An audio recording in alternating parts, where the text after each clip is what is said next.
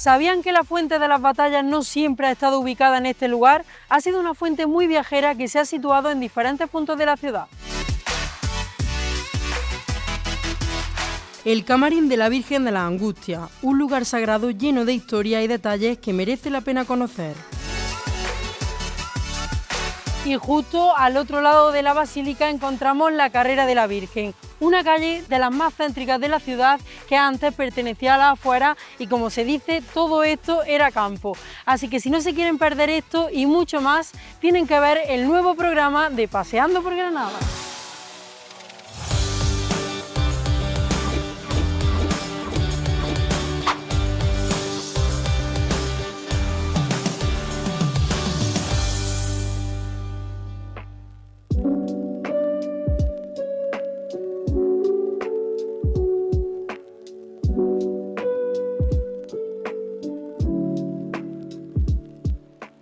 Buenas tardes, Roberto. ¿Qué ¡Ay, tal? Laura! Hola, encantado de verte.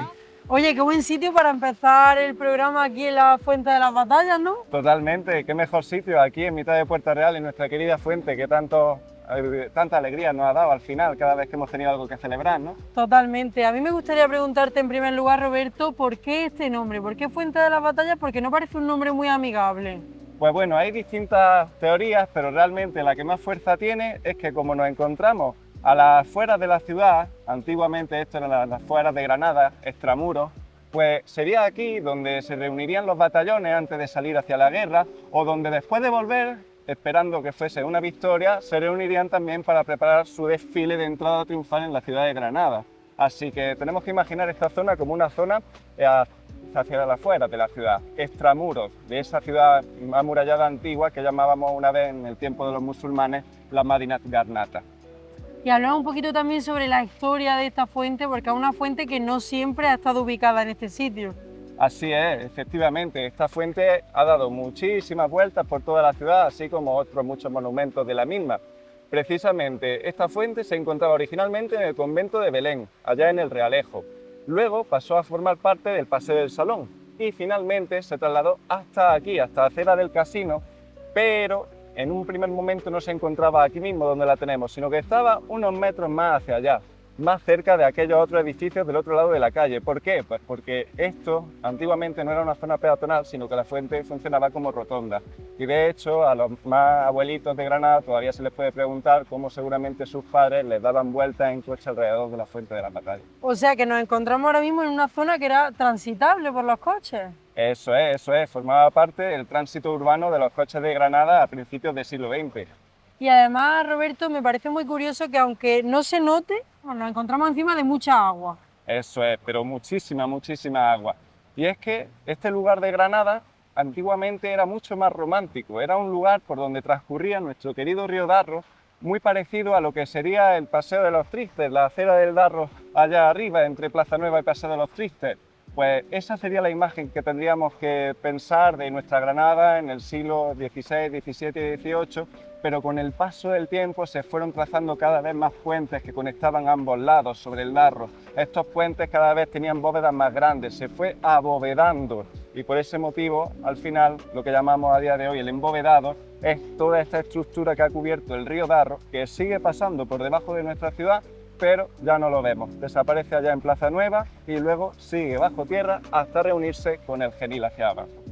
Qué interesante, la verdad. Y a mí me gustaría también que comentáramos algunos de los edificios históricos que se encuentran aquí alrededor, porque hay unos cuantos. Bueno, edificios históricos aquí, Hay en toda la ciudad. Batalla, por todas partes, pero aquí, centro de la ciudad de Granada a lo largo de la historia, tenemos desde luego muchísimos. Para empezar, a esta zona, a la de allá arriba, se la llama Puerta Real. ¿Por qué? Pues porque en 1624 fue por una de esas puertas antiguas de la ciudad que entró el rey Felipe IV, así que se la llamó la Puerta Real de Felipe IV.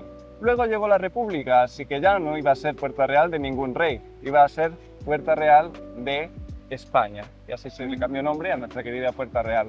Y también está, Roberto, el Teatro Isabel la Católica, importantísimo también. Así es, por supuesto. Antiguamente era un cine de verano, como aquellos que aún hemos podido disfrutar de pequeños algunos granadinos con suerte en el cine Vergeles de Zaidín. Pero después ya Granada, después de tener varios teatros, necesitaba de un teatro con muchísima potencia, como la que tiene precisamente nuestro querido Teatro Isabel la Católica, aquí en el centro, que sigue siendo epicentro de la vida cultural en la actualidad de Granada. Este teatro destaca porque además en su parte superior tiene una escultura de nuestra reina Isabel la Católica, por supuesto, la reina que nos incorporó a la corona de Castilla tras la llegada de la toma de Granada en 1492. Y la reina Isabel, como curiosidad, tiene una altura de unos 4,5 metros aproximadamente y está mirando hacia el oeste, es decir, está mirando precisamente hacia América. Y ese continente que precisamente la reina Isabel, junto con Cristóbal Colón y esas 3 carabelas llenas de sevillanos, finalizaron con el descubrimiento de América el 12 de octubre de 1492. Otra curiosidad muy interesante es que históricamente la reina Isabel estaba acompañada de 2 esculturas de escuderos, cada una de 2 metros de altura, y su paradero, después de unos trabajos de restauración, ha quedado totalmente desconocido. No se sabe dónde estarán los escuderos de la reina Isabel, pero a ver si algún día los encontramos y los volvemos a poner en su sitio.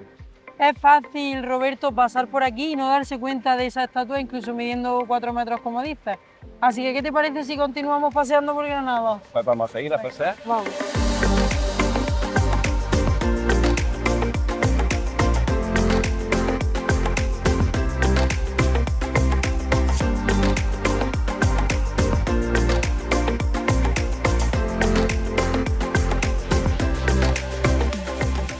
Roberto, además la Fuente de las Batallas siempre ha sido un lugar de celebraciones, por ejemplo el acceso del Granada, la victoria de la selección española de fútbol. Eso es, vamos, esa histórica selección que nos ganó el Mundial, que nos ha ganado la Eurocopa, también por supuesto los equipos nacionales, el Real Madrid, el Barcelona, sus aficionados vienen también a celebrarlo cuando ganan la Liga, pero vamos, aquí lo que más se celebra por supuesto es cuando nuestro Granada asciende y así se celebró precisamente este 2023 pasado. Y ahora mismo ya estamos en segunda, pero estamos luchando como siempre, como dice el lema de nuestro Granada Club de Fútbol, eterna lucha, ¿no? Pues vamos a volver seguro y seguro que lo volveremos a celebrar en nuestra Fuente de las Batallas. Yo creo que también, Roberto. Y además, ahora que estamos ya aquí en esta zona de la Fuente de las Batallas, ¿hay algún que otro edificio histórico importante también, verdad? Totalmente. Aquí, como decíamos, estábamos hacia las afueras de la ciudad, ya extramuros de la ciudad antigua. Y precisamente nos encontramos con una de las antiguas puertas de acceso a la ciudad amurallada de Granada, que ya no es puerta, sino que es un palacio, el Palacio de Viva-Taubín. Pues este palacio se ha construido a lo largo del tiempo y se ha convertido en muchas cosas diferentes. Inicialmente era una puerta de acceso del recinto amurallado. Viva-Taubín. Es un nombre Tiene bastante, un nombre complicado, ¿eh? Eso es, un nombre bastante extraño. Pues igual que cuando a mí los turistas me preguntan ¿y qué quiere decir Virrambla? Ahí arriba. Pues bueno, todo lo que empiece por Viv, tenemos que saber que es árabe y además viene del árabe Bab, que es puerta. O sea que es la puerta de algo. Igual que arriba, Virrambla es la puerta de la Rambla, la puerta de la zona de sedimentos, de arena. Luego tenemos Bab al-Tawabin en antiguo árabe. ¿Qué quiere decir Tawabin? Pues los ladrilleros. Era la puerta de los ladrilleros, la puerta que daba acceso al arrabal de los ladrilleros, que eran precisamente los oficios que se encontraban tras la puerta. Por este motivo se llamaba Bab al-Tawabin y a nosotros nos ha quedado como Viva-Taubín. Pues Palacio de Viva-Taubín, que luego se fortificó ya en época cristiana, tenía 2 grandes torres octogonales y ya no nos ha quedado ninguna de las 2, se demolieron, pero eso sí, la estructura octogonal por lo menos la conservamos en la torre de su derecha. Luego tenemos columnas de estilo salomónico, son nuestras columnas que tienen retorcido. Un retorcimiento exacto, como las que tenemos en el Vaticano o aquí mismo en la ciudad, en la Facultad de Derecho, en el Conservatorio, allá en San Jerónimo. Así que un estilo muy curioso, característico del barroco. Y luego se convirtió en la sede de la Diputación Provincial y a día de hoy ya es el Consejo Consultivo de Andalucía. Pues me parece muy interesante y además el edificio, no sé cómo sería antiguamente, pero actualmente es precioso, te lo tengo que decir. Y además también te quería comentar, Roberto, que en esta plaza justamente allá por el mes de septiembre es común que se pongan puestos de venta de tortas de la Virgen, de frutos de otoño. Efectivamente, vamos, tenemos esas tortas de la Virgen maravillosas, que son uno de los pasteles favoritos de muchísimos granadinos, y las tenemos en el mes de septiembre, pues porque ese 15 de septiembre es el día de nuestra patrona, de la Virgen, que en Granada la Virgen es, como no podía ser de otra forma, la Virgen de las Angustias. Totalmente, septiembre, mes importante para los granadinos, sale la Virgen de las Angustias. ¿Qué te parece justamente si nos vamos ya a la carrera de la Virgen y hablamos un poquito sobre ella? Pues vamos a la carrera de la Virgen.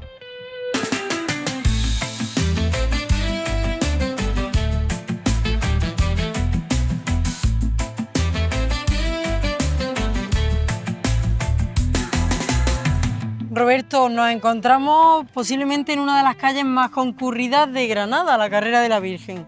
Totalmente, la Carrera de la Virgen o Carrera del Genil, como se la llamaba tradicionalmente, es uno de los núcleos urbanos de la ciudad, por supuesto, a día de hoy, y es un lugar estupendo para pasear. De hecho, por eso mismo se llama carrera. Una carrera es una calle peatonal, agradable como esta, un bulevar al final, una calle ajardinada que más o menos siempre ha tenido este aspecto, con alguna que otra variación a lo largo de la historia, que siempre es muy curioso contar.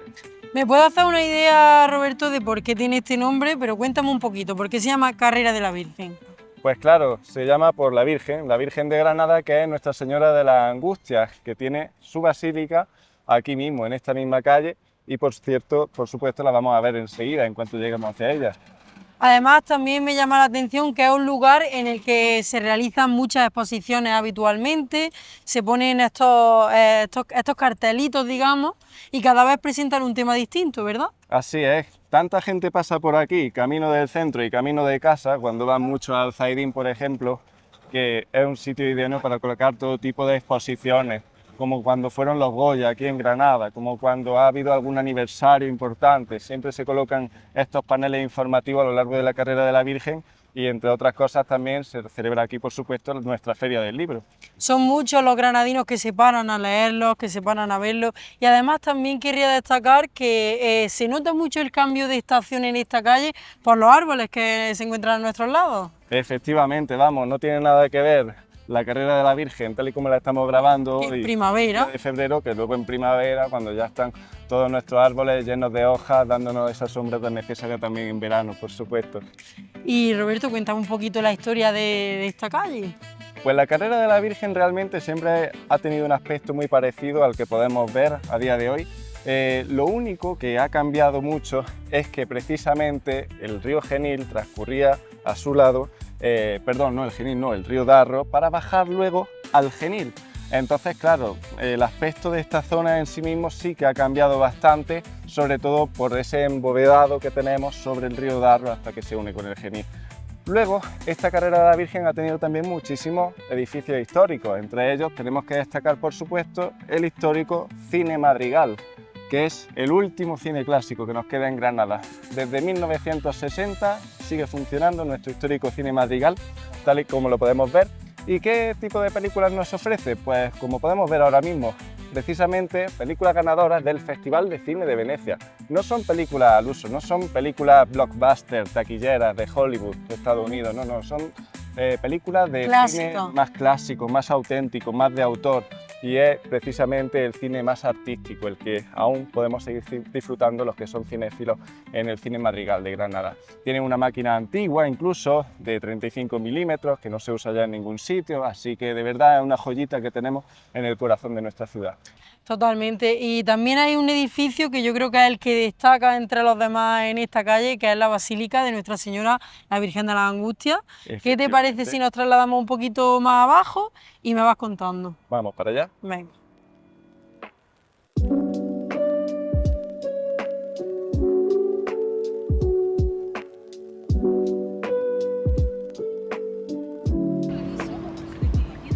Justo a este lado nos dejamos las Galerías Preciados, las famosas galerías de Granada. Eso es, Galerías Preciados, nuestro Corte Inglés, desde luego que punto de referencia para el comercio granadino.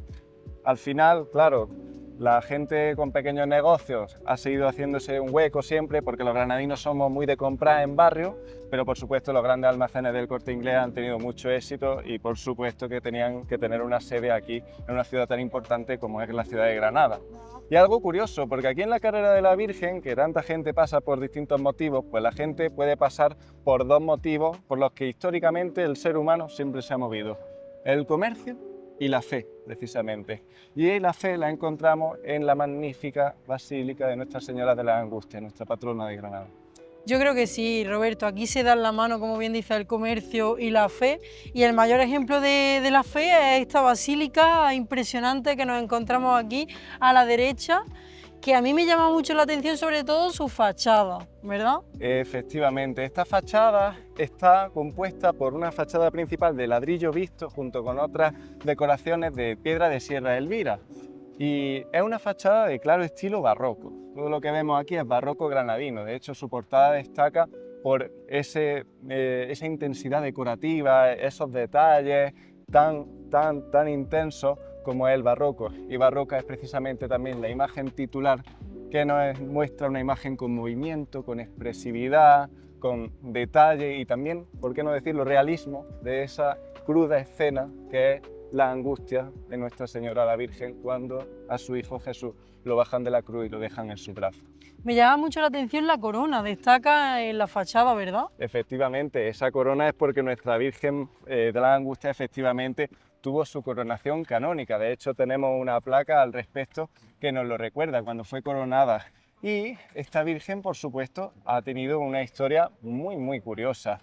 Pues el culto a la Virgen de la Angustia se remonta al momento en el que un cuadro que a día de hoy tenemos en el Museo de Bellas Artes de Granada, otro cuadro de la quinta o sexta angustia, depende de cómo la queramos llamar, porque la numeración a veces cambia, pero es la angustia de la Virgen María en ese preciso instante en el que descienden a Jesús una vez ya muerto en la cruz después de la crucifixión.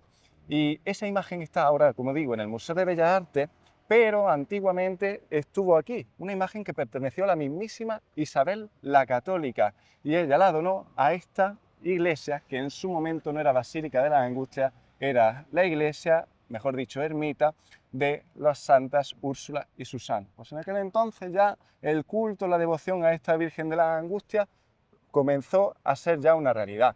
Más tarde, hay distintas versiones, la más aceptada por supuesto, la versión histórica, es que el autor Gaspar Becerra se ocupó de regalarnos esa imagen tan magnífica que transformó el cuadro en algo ya profesional, en realidad, una imagen por supuesto tan hermosa como la que tenemos allá dentro en el camarín. Esa es la versión histórica, pero la leyenda, la tradición siempre ha contado que hasta aquí, hasta esta iglesia, llegaron de repente dos cofrades toledanos. En mitad del siglo XVII aparecen dos cofrades toledanos que decían que venían desde allí para traer como regalo, como ofrenda, una escultura, una imagen de la Virgen María. Y por supuesto esa era la Virgen de las Angustias, narra la leyenda. Luego se esfumaron estos dos jóvenes bastante guapos, se decía de ellos, y no dejaron ni rastro. Preguntaron por ellos en Toledo jamás habían conocido a ningunos cofrades, nadie que llevase como Qué curioso, esta ofrenda. Así que parece ser la típica leyenda o tradición que habla que estos jóvenes tan apuestos efectivamente que eran ángeles caídos del cielo que habían traído a nuestra queridísima Virgen de las Angustias. Ya cada uno que se quede con la versión que más le guste, pero a mí las leyendas siempre me han encantado. A mí me ha encantado, la verdad, conocer ese trocito de nuestra historia y artísticamente, digamos, arquitectónicamente hablando, ¿qué nos podrías contar de la basílica? Bueno, pues esta basílica tiene la clásica planta de cruz latina, como hemos visto en otros muchos monumentos de la ciudad, planta basilical con cruz latina, transepto, y tiene también dos torres, que son las que más destacan, por supuesto, del conjunto monumental, que nos encierran dentro las campanas que tanto escuchamos y repican, pues cuando tienen que dar la hora, cuando es el Ángelus, tocan hasta melodía y son unas campanas que suenan tan fuerte que incluso los turistas muy a menudo me preguntan, bueno, pero ¿y esta es la Catedral de Granada? Digo, no. Suena muy fuerte, ¿eh? Nosotros hemos estado grabando aquí un programa especial de la Virgen de las Angustias y destacaban en la ciudad. Efectivamente, vamos, se escuchan, vamos, más que las de la catedral, entonces por eso la gente cuando pasamos por aquí me dicen, bueno, y esta es la catedral, porque es una fachada muy espectacular, las campanas suenan tan fuertes y de ahí la confusión, pero bueno, no es la catedral, pero casi, es la iglesia de nuestra patrona. Yo tengo que decirte, Roberto, que uno de los momentos más importantes quizás del año en este recorrido puede que sea, bueno, pues es cuando sale la Virgen, pero también el día 15 de septiembre, que es la ofrenda floral. A mí me encanta pasear por la carrera de la Virgen porque son muchas las ofrendas que le traen a Nuestra Señora y se llena completamente la fachada de flores y eso hace que cuando paseas por aquí haya un olor increíble. Bueno, eso es un momento mágico, ese momento en el que vemos las fachadas recubiertas de esas ofrendas florales, cuando lanzan los pétalos desde el aire y caen, vamos, eso es un espectáculo digno de ver y por eso nos damos cita aquí, prácticamente todos los granadinos, cada 15 de septiembre para dejar nuestras flores y disfrutar del espectáculo, por supuesto.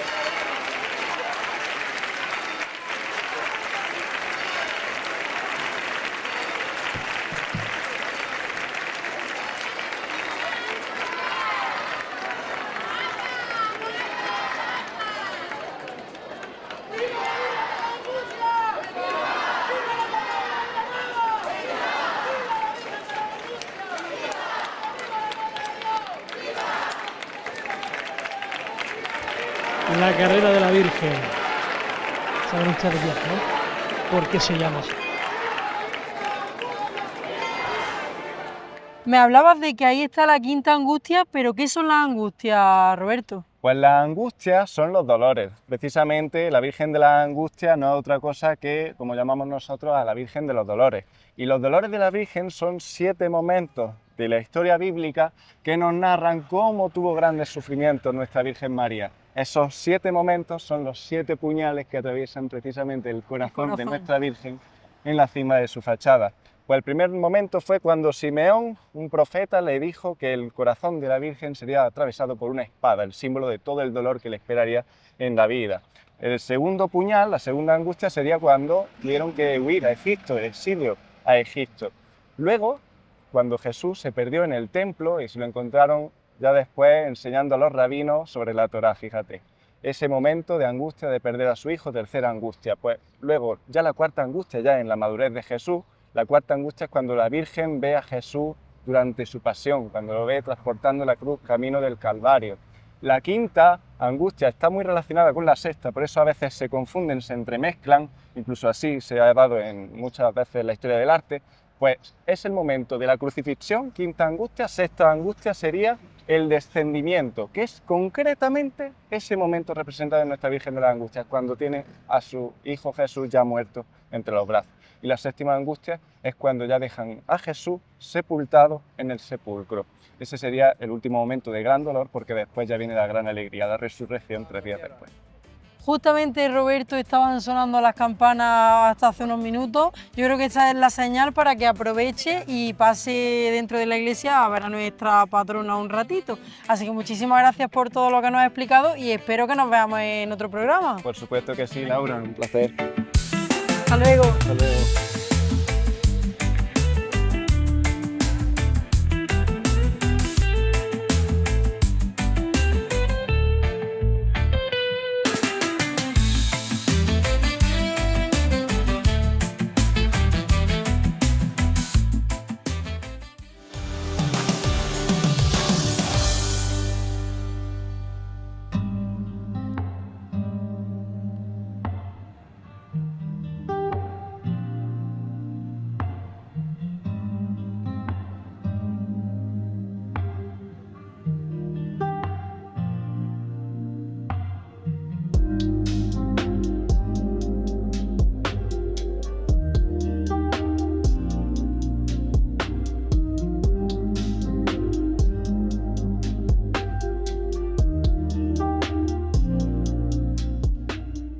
Muy buenas tardes, Manuel Amador.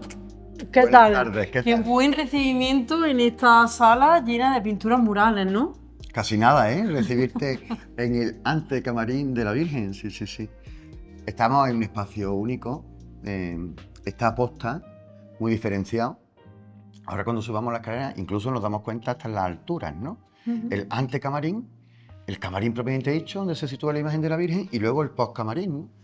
¿Cuál es la lectura? La lectura es, por aquí comienza ese mensaje que da el camarín, ¿no? Porque claro, cuando llegas a un lugar como este, tan sagrado, tan apabullante, de tanto arte acumulado, pues a veces te puedes despistar. Pero nada está puesto al azar, todo tiene un sentido y tal, ¿no? Por ejemplo, por la puerta que tú has entrado, ¿no? Pues comienza con la encarnación, ¿ves? El ángel arrodillado, María arrodillada. Un detalle muy curioso, cuando el ángel está de pie, lo digo por contar curiosidades de las que gustan. Sí, sí, ¿no? por supuesto. Cuando el ángel está de pie y María arrodillada, pues el ángel está anunciando. Pero en el momento en que la Virgen ha dicho sí, y ya el Espíritu Santo la ha fecundado, como ya se ha convertido en la reina de los ángeles, el ángel se arrodilla. Esa es la diferencia entre la anunciación y la encarnación. También esto es un recorrido por la propia historia de la ciudad. La vocación de encarnación, o aquí, que ahora lo veremos en imágenes, San Miguel, son dos grandísimas devociones y dos grandísimas vocaciones desde la reconquista de la ciudad, ¿no? O, por ejemplo, que pasa el pobre muy desapercibido, ese sacerdote que está ahí en la esquina, prácticamente que nos recibe, aunque nadie lo ve, pues es don Juan Lizana, el gran mecenas y el impulsor de esta obra en la que nos encontramos. O sea, gracias a él, a su idea, a su impulso económico y también los recursos que buscó, pues tenemos esta obra de arte, esta joya en Granada. Fíjate hasta qué punto era importante lo que hablamos del mensaje, que lo primero que hizo, antes de contratar arquitectos, marmolistas y demás, pintores, ya que te han sorprendido tanto, ¿no? Sí, Está sí. rodeado de pinturas murales, fue contratar a un fraile mercedario llamado Fray Baltasar de la Pasión para que ideara el discurso teológico y el mensaje teológico del camarín, de la habitación.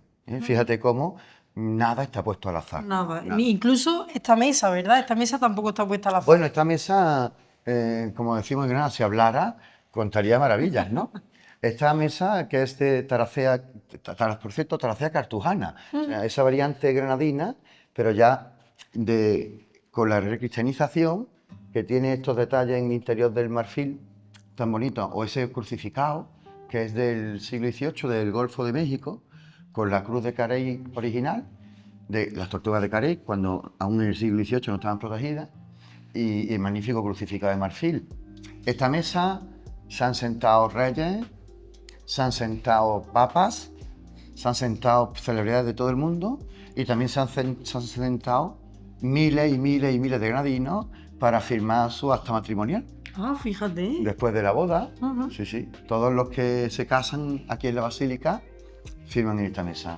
Tiene que ser todo un honor hacer eso. Firmar el acta en esta mesa, Es como un lo que me honor. estás contando. Claro, claro, es un honor. Aquí hay dos momentos muy importantes que, digamos, marcan la vida de los granadinos, como es las bodas con la posterior firma en esta mesa, o como son los bautizos, o incluso, aunque los niños hayan sido bautizados en otros templos, venir a pasarlos por el manto de la Virgen, ¿no? Es como, fíjate, el inicio de la relación y el inicio de una vida ya pasando por estas habitaciones tan interesantes.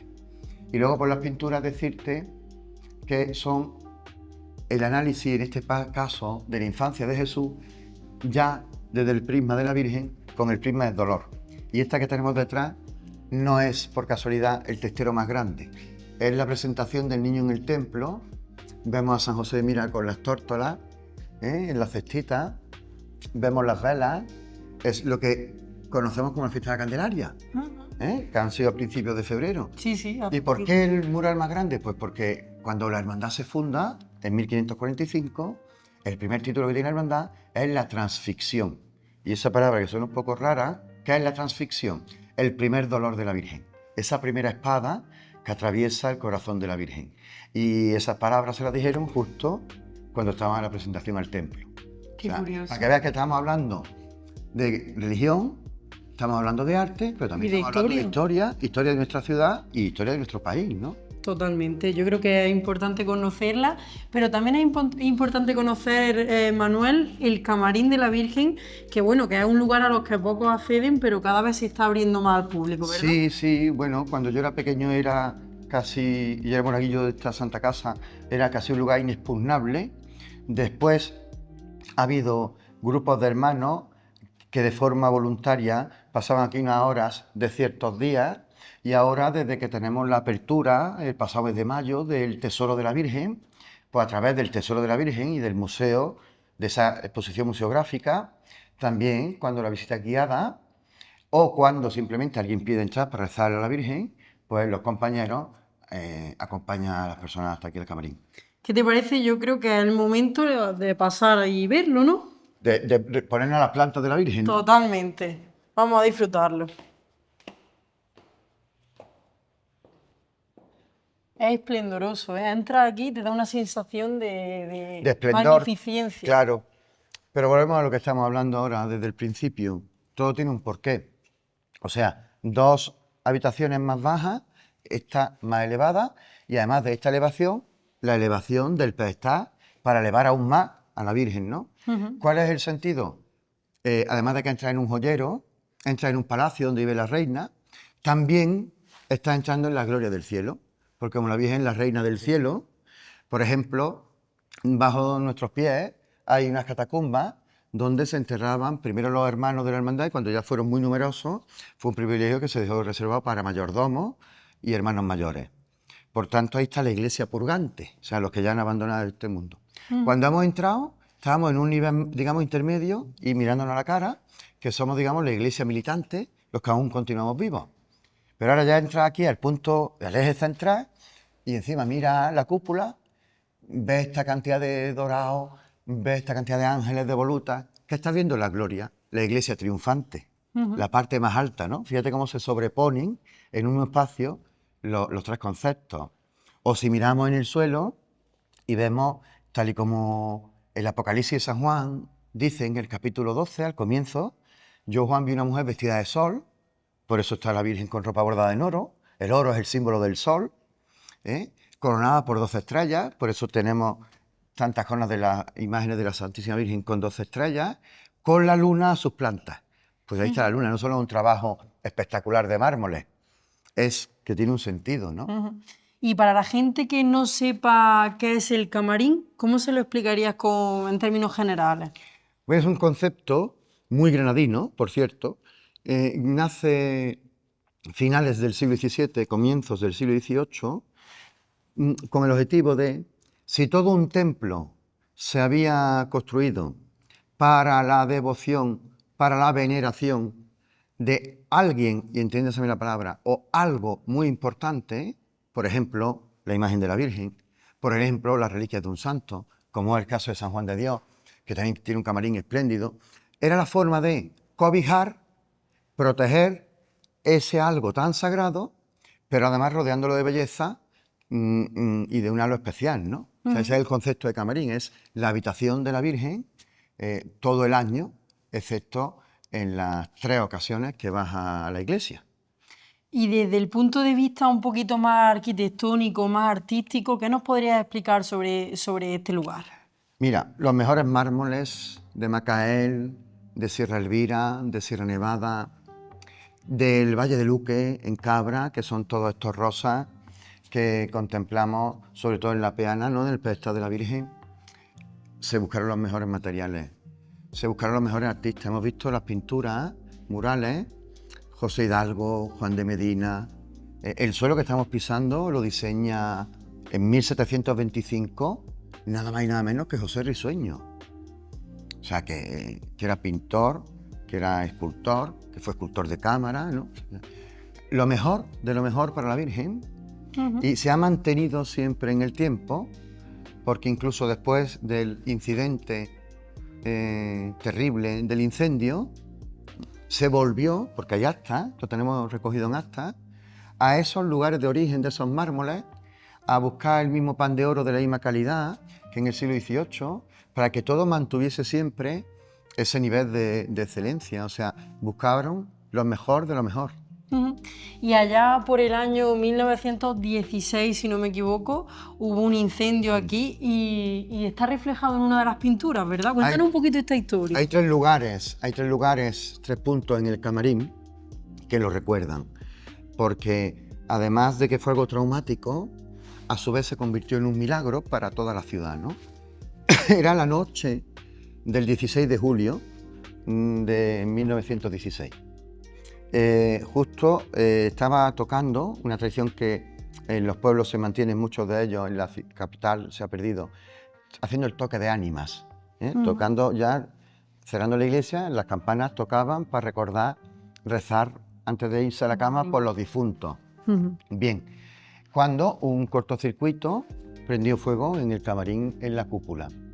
El humo alertó, los sacristanes alertaron, y ya se sucedieron una serie de acontecimientos que son dignos de una película de acción, porque por esa ventana la rompen y entran los carniceros que tenían sus puestecitos en la ribera del río, y luego en el ensanche de lo que hemos llamado toda la vida Sánchez, que es el ensanche del puente nuevo que acompaña, ¿no?, en paralelo al mal llamado Puente Romano, pues ahí se estaba montando un circo por unos madrileños, y precisamente un acróbata de origen italiano, que fíjate que fue el que sufrió la mayor seriedad y cantidad de quemaduras, pues gracias a su agilidad y su acrobacia fue uno de los que saltó junto con los carniceros para salvar la imagen de la Virgen. Consiguieron sacarla justo antes de que se desplomara la cúpula. Exacto. El gran milagro de ese día, de esa noche, es salvar a a la gran joya devocional de la ciudad, la imagen más importante de la archidiócesis, salvarla del incendio y justo, tú lo has dicho, cuando la Virgen abandonó esta estancia es cuando se derrumba la cúpula, que de hecho veis fotos terribles de cómo todo el pedestal que ahora vemos eran escombros y el cristal se rompió, obviamente, y los bomberos de la época subidos en lo alto, estamos hablando de la altura de la imagen, con lo cual eso te hace ver que si eso hubiera ocurrido antes, debajo de todos esos escombros hubiera acabado la imagen. Y gracias a Dios fue un milagro. Claro, gracias a Dios se consiguió restaurar con los mismos materiales. Después del incendio, e incluso sobró dinero de donaciones de toda Granada, se creó lo que es la tribuna del coro actual y hubo mejora en el propio templo, no solo que el camarín recuperase su esplendor. Y claro, de esa recuperación, pues tres ejemplos. A los pies de, que ahora lo vemos, a los pies de la ventana hay trozos de mármoles rotos, incluso un ladrillo todavía con restos del hollín de ese día. La propia ventana tiene una firma abajo, que ahora la vamos a ver. Y luego lo que más llama la atención, de Eduardo Sánchez Solá, que era conocido en aquel momento, principios de siglo, como el pintor de Monaguillo, pues tenemos la pintura que recrea el incendio y la salida de la imagen del incendio. Si os fijáis bien, mira cómo detrás de la imagen de la Virgen estás viendo entre las llamas las columnas salomónicas que tenemos aquí. Justo te lo iba a decir ahora mismo. Y fíjate en el detalle de, visto de frente a nuestra izquierda, ese hombre fuerte que sujeta con tanto brío la pena de la Virgen. El italiano. No, ese mira lo que lleva, fíjate. Ese lleva un mandil. Ah, el carnicero. En recuerdo a los carniceros. Y como anécdota de esa pintura, en el extremo, seguimos en la izquierda, en el extremo de la izquierda, Sí. ese hombre más joven con pajarita, bastón tan de la época, ¿no? Vestido y su sombrero en la mano. Es Fresquito Hierbabuena, que era un poeta de la ciudad, que le escribió incluso unas palabras a la Virgen por motivo de esa noche, que le dijo: Virgen de la Angustia, vente a mi casa a vivir, mientras que los albañiles te arreglan tu camarín. O sea, y por eso, claro, eso se hizo tan popular, esa letra, que también está reflejada en esa pintura, sí, sí. Y en tercer lugar, pues en la base de la cúpula, justo encima de la imagen de la Virgen, hay una lápida con una inscripción que recuerda este hecho, ¿no? Que además los periódicos de la época hacen una crónica, porque el cortocircuito, fíjate cosa más bonita, dentro de la tragedia, dio lugar a que toda la ciudad se quedara sin luz. Entonces, todos los periódicos de la época recogen que fue la procesión más extraña, más improvisada y a su vez más emotiva que se había visto nunca con la Virgen, incluso a pesar de haber estado 3 años antes, habiéndose coronado canónicamente en 1913, ¿no? ¿Por qué? Pues porque los granadinos acompañaban a la Virgen con la luz que podían, con un candil, con una vela, con una antorcha, con lo que podían, porque una banda de música que estaba tocando a la altura de la Fuente de la Batalla se unió detrás de la imagen y así las llevaron en multitud y en agradecimiento, porque claro, el gran grito era que la Virgen se había salvado. Cuando había corrido la voz por toda la ciudad del incendio en la iglesia, pero el gran grito y la gran alegría era que la imagen estaba a salvo y la llevaron a la catedral. Un día sin lugar a dudas para el recuerdo, Manuel, y además también me estaba hablando antes de esa vidriera, que yo creo que es lo que más llama la atención de la parte central también, ¿verdad? Sí, la vidriera es, y ahora lo vemos con detenimiento, vamos a verlo. Vamos a verlo. Sobre todo por la pregunta tan buena que has hecho, fíjate, cuando la vidriera se reconstruye, aquí leemos J.H. Montmellán en francés y después la abreviatura hermano. Y abajo París, Madrid, Hendaya, San Sebastián. O sea, eran las mejores, unos hermanos franceses, afincados en el sur de Francia y en el norte de España, los mejores vidrieros del momento. La propia Catedral de Sevilla tiene vidrieras de ellos. Hay muchas vidrieras de ellos en lugares importantísimos de este país y a pesar de la ventana tan pequeñita, ¿no? Y de tal, pues para volver a cubrirla con vidriera quisieron de nuevo a los mejores. Como en todo lo demás. Como en todo lo demás, desde el inicio del siglo XVIII, cuando se empieza a construir, ¿no?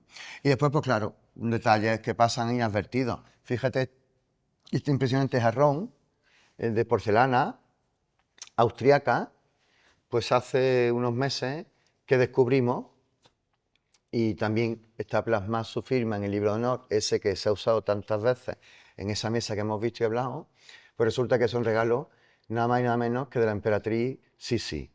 No me digas. Sí. Madre mía. Isabel de Baviera, la esposa del emperador Francisco José, que vino en secreto a Granada en enero de 1893.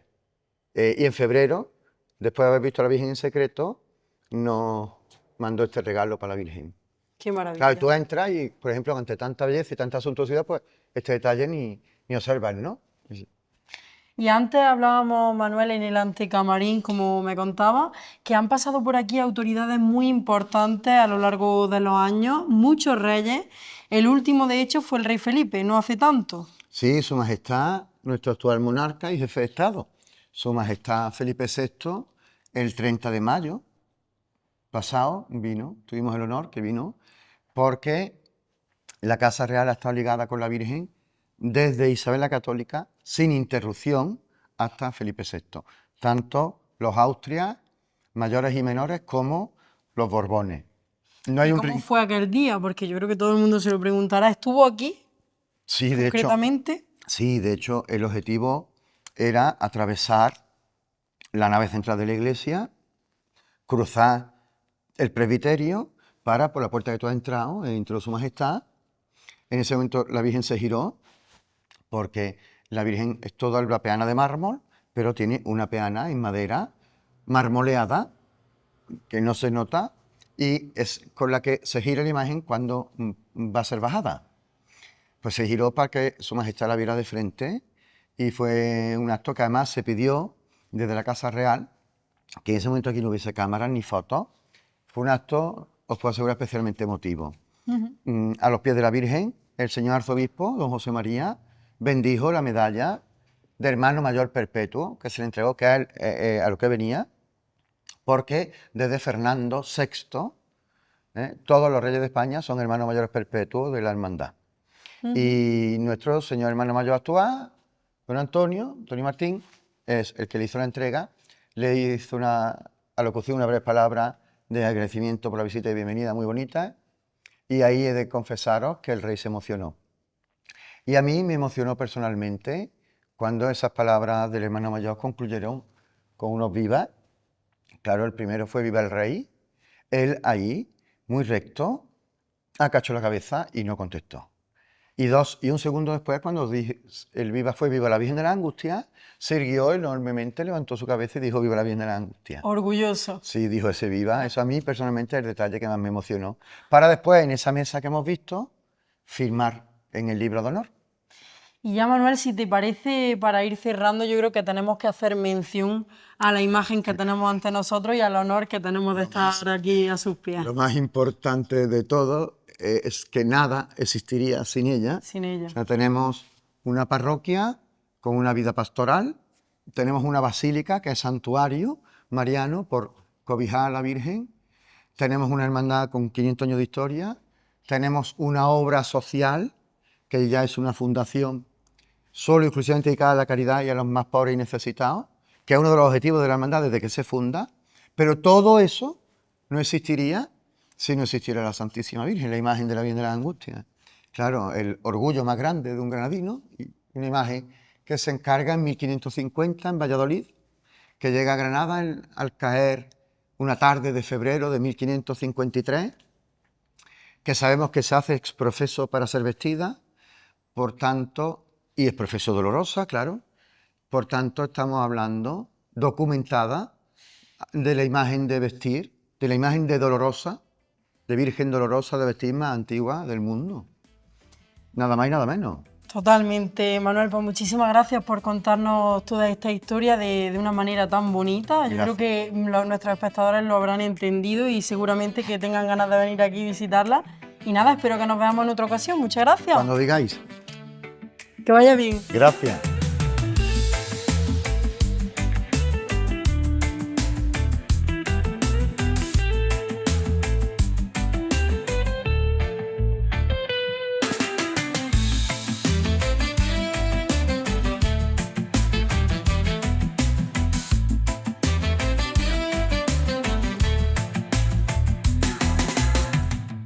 conocido en profundidad lugares de nuestra ciudad como la Fuente de las Batallas, la Carrera de la Virgen y el Camarín de la Virgen de las Angustias. Hemos aprendido un poco más sobre cultura y sobre historia de Granada.